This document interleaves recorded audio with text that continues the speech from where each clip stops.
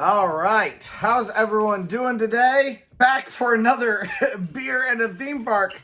And now we're gonna start into more of the nitty gritty. With this, we're gonna be talking about all the different rides that you can possibly ride at Cedar Point. Now, as I've said in all of these videos, please let me know what you guys wanna see next. And that includes which coaster you want me to talk about next. Let me know down in the comments which ones you want to hear about. But we're starting with the very first thing that you see as you walk through the park, which is Gatekeeper today. So I hope you're ready. I hope you're excited, and let's go. Ooh, why does this taste so good? Young Trent would just be like, what in the world? And you know, I don't really know, but it's so refreshing. It's delicious. So, Gatekeeper. The very first thing you see coming into the park, like I already said, is Gatekeeper. It is a beautiful reconfiguration of that front entrance. Now, I didn't see that entrance until 2015, 2016, something like that, when I came back after living in South Dakota for a long time. But when I first walked back into the park, it was absolutely beautiful. And one thing I am noticing now is you have parks like Carowinds that have that similar type of an entrance over it. So it does seem to be like a branding move that Cedar Fair is doing to kind of make all their parks look somewhat similar. So I definitely like that. I think it's kind of a fun part of coming into Cedar Point and then coming into Cedar Fair properties. I wouldn't doubt it if like Kings Island follows suit again sometime soon. It is a 170-foot high roller coaster. It's a wing roller coaster, so you have basically like the track right in the middle, and then you have 2 seats off to the side of the track, and then 2 more seats off to the side of the track on the other side. One thing I really like to do is I like to see the track. I actually think it's fun to watch the track while you're on the ride. So I'll look over to the left every once in a while, watch the wheels and stuff like that while you're on it. That's definitely a fun thing for me to do. Man, apparently this beer is getting to me right away. It goes 67 miles per hour, and it is a 2-minute ride. It's honestly not a very long ride, but it does carry with it, like you stretch a very large part of the park, and you got some pretty cool views with that, but we'll get into that later. It did break several different records, especially for winged coasters. That's kind of something that Cedar Point has been doing. You know, initially you had these huge record-breaking coasters that just simply were breaking records for being the tallest coasters. So you had Gemini that they say broke records. You had Magnum that definitely broke records to be the first 200-foot coaster. You had Millennium Force that definitely broke records for being 300 foot. And then you had Dragster that broke records for being 400 foot. All of those were the firsts. But eventually it gets tall enough that in the coaster wars, you really couldn't have the tallest coaster anymore, because that was all within the span of, I guess, between Magnum and Dragster. It was like a 20-year span, something like that. It wasn't that long. 89, I think, right? I think it was 89 to 2003. You guys are gonna correct me down in the comments if I'm wrong anyway, so just go ahead and write down there what's actually right. Anyway, it was not that long of a time where you had the coaster wars of having the tallest coaster, and you were constantly trying to build the tallest coaster. So it follows suit that eventually you can't just keep building the tallest, but you can build the roller coaster with the tallest inversion of a certain type. And that's what this was. So you had the tallest winged coaster. You also had the highest inversion ever. So this coaster immediately comes out of the lift hill, and you immediately do a very slow overwing turn, which is really fun. I love it. It did scare me when I came back in 2015 and rode it for the first time. That definitely was scary, but it was also really fun, and I found it very exhilarating. So you just have to put a lot of trust into that restraint. But I mean, I've never seen anyone fall out of it, so I think it's probably fine. It broke records for being the tallest wing coaster for height, for speed, for length, for drop, and or for drop height, I guess, and also for the number of inversions. And it's a great ride, but we're going to talk a little bit more specifically about that here in just a second.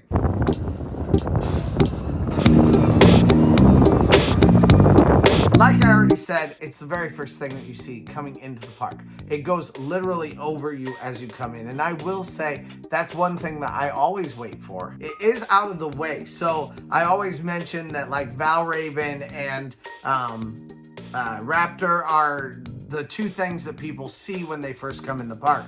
And that is true because you can pretty well see where their entrances are when you come in. You can kind of get an idea right away of where that is.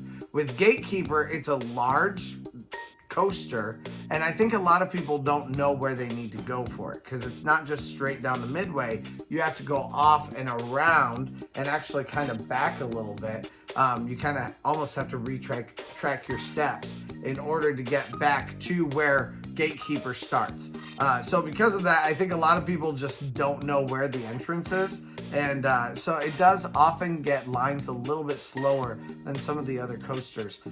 And we'll get into that a little bit later too. It definitely has a beautiful look to it. It's a very smooth looking coaster as it glides past you. And it's a great first impression of the park before you actually get in and then start looking at the rides that you're gonna go visit next. And then they also have the two like Eye of the Needles that you just glide right through, and it looks truly impossible. It looks like there's no way that could possibly fit through there. And it does even seem like you should hit it, you know, like, but it's just simply because of the angle of the track. You're never gonna actually hit it, but it looks like you could. And that's part of the fun of it, but watching it glide through those Eye of Needles, that's a blast too. That's a big part of why it's such a fun ride to watch.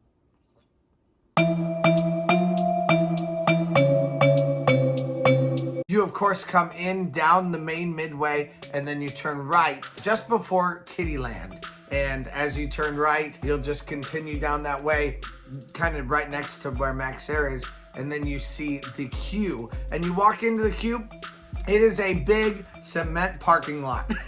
That's all it is. It is literally built on the space of a parking lot, kind of.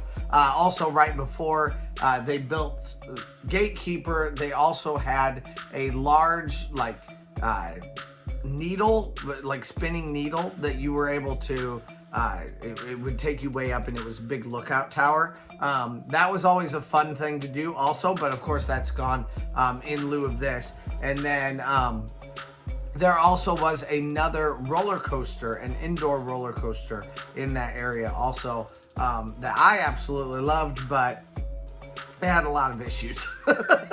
But it was one thing that I really liked because you could beat the heat while you rode a roller coaster. That was always fun for me in high school. And then of course you end up with this big cement parking lot that you just kind of have to walk through in order to get in where you are going. It is nice to have some cool views. It does give you some views of the beach, first of all, which is always good in that queue. There is a very nominal amount of shade also, especially on the far side closest by the beach.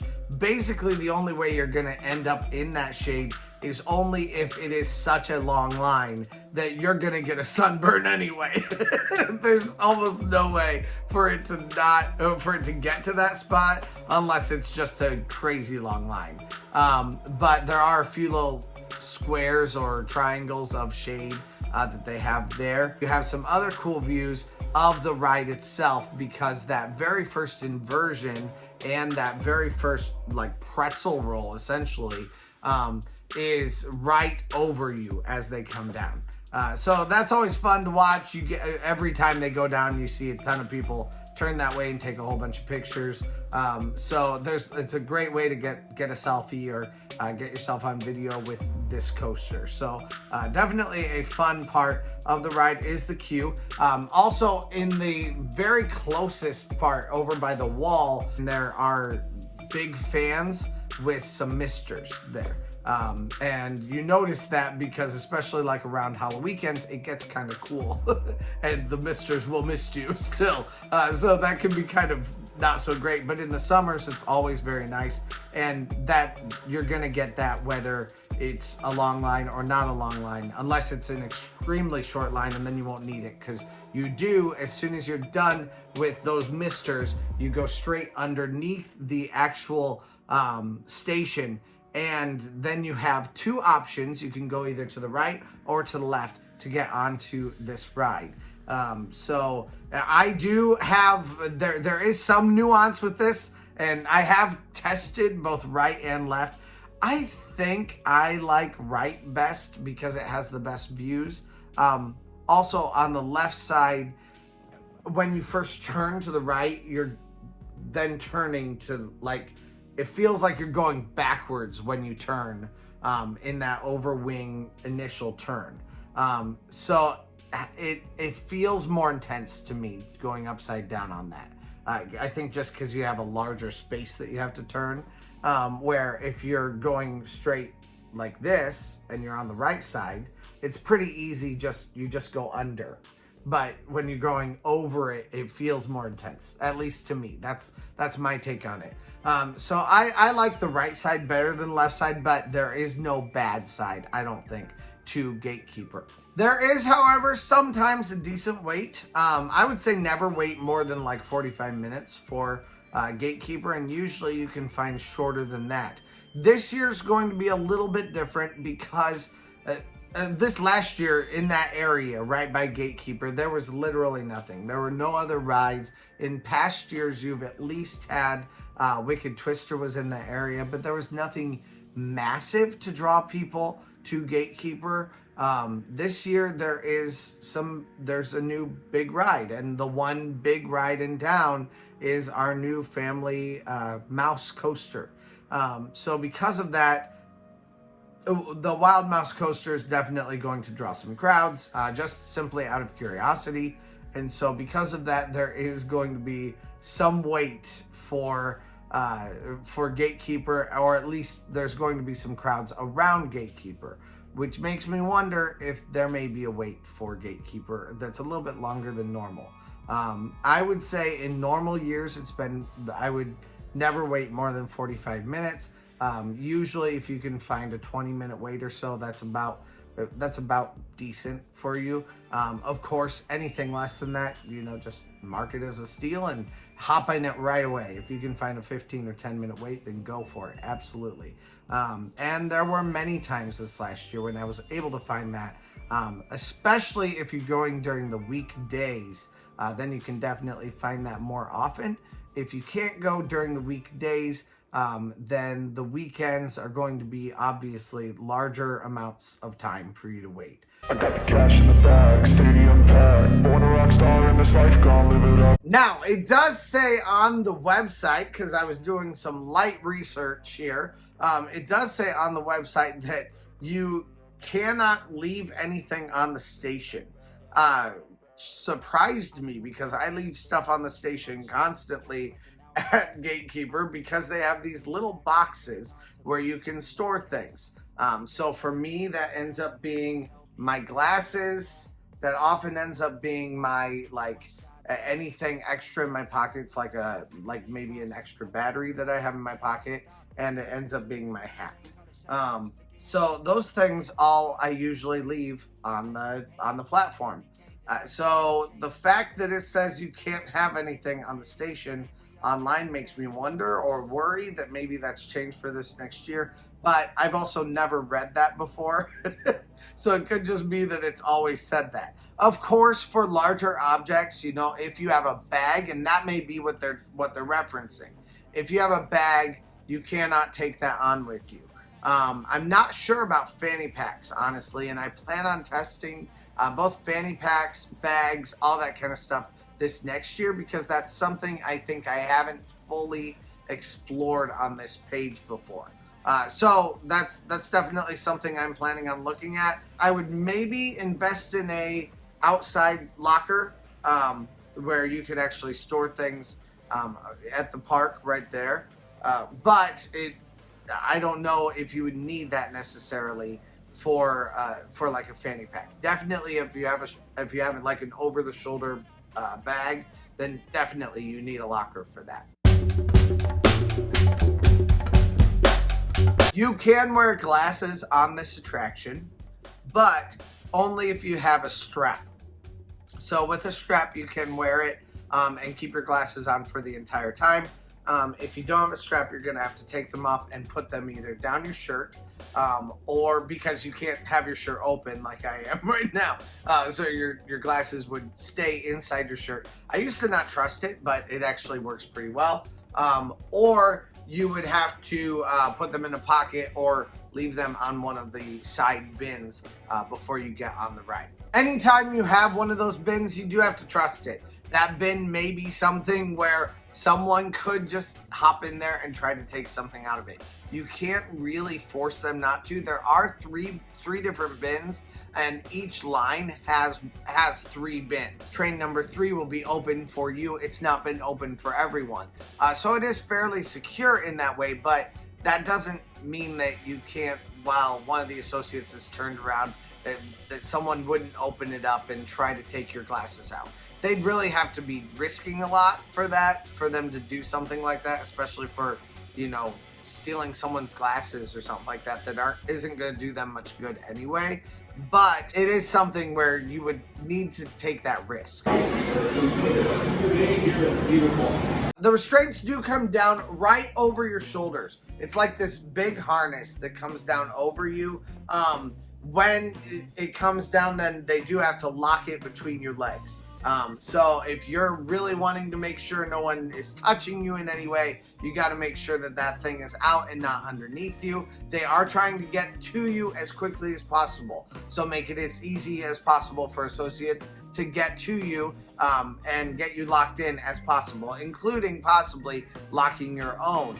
I have found every once in a while that it's been a little bit more difficult. I'm a little bit of a bigger guy, so sometimes it will hit my stomach a little bit, and sometimes it's just that I have tons of junk in my pockets. If I have my wallet and my keys and my phone and my recording device stuff and my extra batteries and my cords, all that kind of stuff all in my pocket, then that can prove as a problem for me every once in a while. So you do have to get those out of the way, because it's really basically this restraining device is really pushing down on your legs to make sure that it's going to hold you in for the ride for the entire time. But you do have another restraint that's like a strap, kind of. It's like a flexible strap, kind of. But it's kind of more form-fitting, so it'll fit closer to your body, and that comes down right over you and right over your stomach. So that restraint will definitely hold you in. You do have to be, though, because of that extra restraint that is more form-fitting, you can't be too tall to ride this ride. So you do have to be between 52 inches and 78 inches in order to ride Gatekeeper. If you're taller than that, then the restraint will not fit you and you won't be able to ride. There is also a ride vehicle up at the front where you can actually test it out. You can try out whether or not it's gonna work for you when you get there. If there is a way for me to kind of figure out a bit more to specifically talk to you about how big you can be or small you can be for these rides, I will do that. But that becomes a little bit more of a challenge than I know right now. So we're gonna look at it this year and see how much I could possibly show you to really give you an idea of what will fit and what will not fit. But every single person's different. I mean, I've definitely got a belly, but I'm not like every single person's different. Like I don't even know how to explain. Some fat is stronger fat and some fat is flabbier fat. Some people are skinny but they have flab. Every single body is different in so many different ways. Like we're not all built the same, and not every ride works perfectly for every person either. So it's just a thing that you have, I guess. Now, the ride is a fantastic ride. It really is one that's fun and very smooth. Although this year I noticed a little bit more of a bit of a shake throughout it. There are times when it feels like it kind of is lunging forward a bit and then shaking back and forth a bit as you go. I mean, some of that may even just be the ride's age, and some of it may be that other rides have gotten much better. So I'm noticing smaller amounts of not smoothness than I would have noticed before. But it's still a great ride. That very first turn to go upside down as you then go into like basically a pretzel roll, or what would be a pretzel roll if you were on like a Superman kind of an attraction, is very fun. I always liken the entire experience to you're a bird. You're a bird that's flying.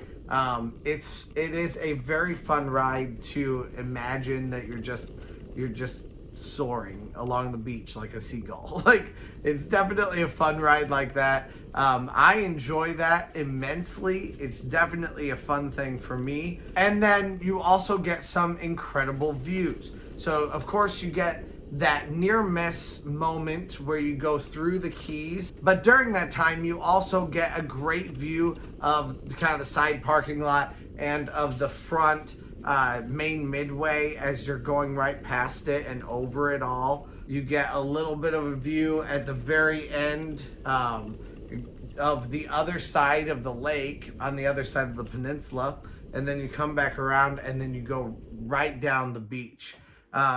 The entire experience is very pretty, and you, like I said, you feel like a bird throughout it. You also get a few little views of kind of some backstage areas.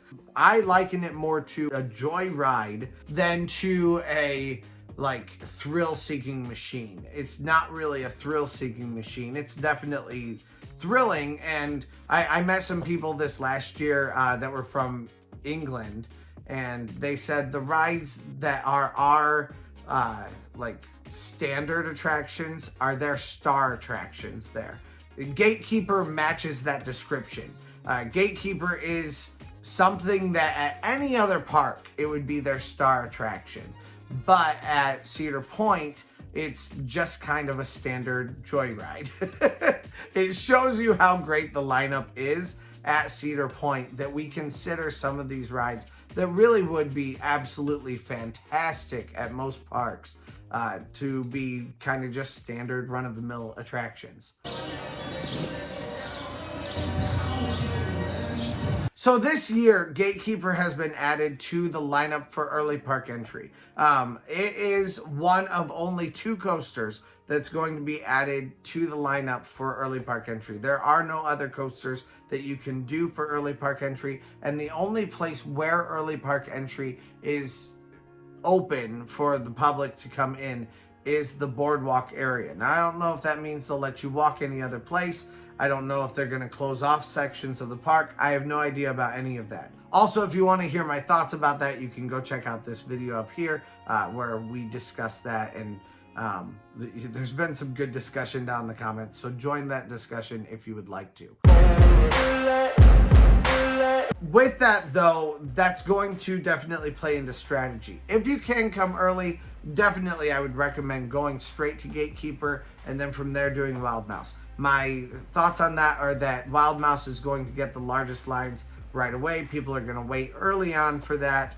So you might as well hit Gatekeeper with no wait rather than hitting Wild Mouse already with a little bit of a wait and then having to wait for, once again, for Gatekeeper, because now you're just following the crowd from Wild Mouse to Gatekeeper and then to any other ride that would be open in that area. So with early park entry, I definitely would recommend hitting Gatekeeper first and then going to hit Wild Mouse. If you can't do that, Gatekeeper does have a couple of times throughout the day that it stays low. As a matter of fact, this last year, it stayed low a lot of times. It was kind of the surprise ride that I was able to ride for, you know, a 15-minute wait randomly throughout the year. There were lots of little times when I could do that.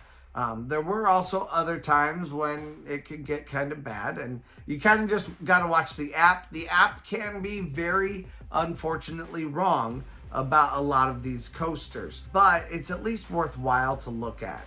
I wouldn't always believe if it says a 45-minute wait, but sometimes it also, the app will say lower and it'll actually be higher. So you just don't always know. If you walk past it, I think it's worthwhile to take a jaunt off of the main midway and go just check it out every once in a while, especially if you're seeing like a 30-minute wait. Then it could be one way or another. It could be a little bit lower or a little bit higher, but it won't take much of a peek into the queue to be able to know, yeah, this is bigger than 45 minutes or this is much smaller than 45 minutes. So that's definitely a worthwhile thing to check out though, if you have that moment. And during the days, I would say it's going to have the lowest lines at the very beginning of the day up until about, I'm going to say about 11 o'clock. That's assuming that the park opens at 10 a.m. It is the ride at the front of the park that gets the longest lines later in the day. Like I've said before, if you go to Raptor or you go to Valraven, you're going to have to wait longer earlier. And then also it will get shorter lines earlier on in the evening. So starting, let's say maybe around 6 o'clock, that's a decent time to head back to Gatekeeper, and you'll be able to find some decent lines there because people are trying to spend the end of their day definitely hitting the bigger rides, and usually by that point they've already hit Gatekeeper at some point on kind of a random time when maybe they got 15 minutes or something like that.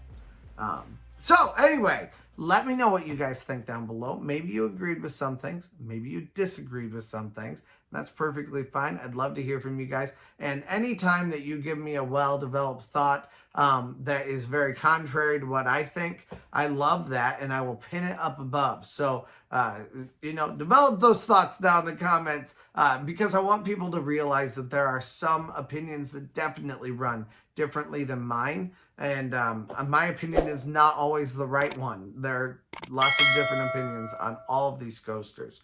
So also though, tell me down below in the comments, which ride do you want me to talk about next? Which coaster at Cedar Point should I talk about? I would love to talk about all of these, hit them one piece at a time. But if there's something you are itching to hear about, I'd love to hear that from you. And I'll kind of choose which coasters I talk about when accordingly. So thank you guys so much for watching. Super excited for this next year. We have such a low amount of time, and Kings Island is only like half a month away. So we don't have much at all at this point on Kings Island. I can't wait to get into the parks this year, but we still have a little bit of a wait. So it's always fun though to hang out and talk coasters with you guys. So thank you guys for doing that. Thank you guys for joining me today. If you haven't, please press that subscribe button, press the like button, comment and stuff like that all down below. And let's go. One last ride for the night. Gatekeeper, let's go.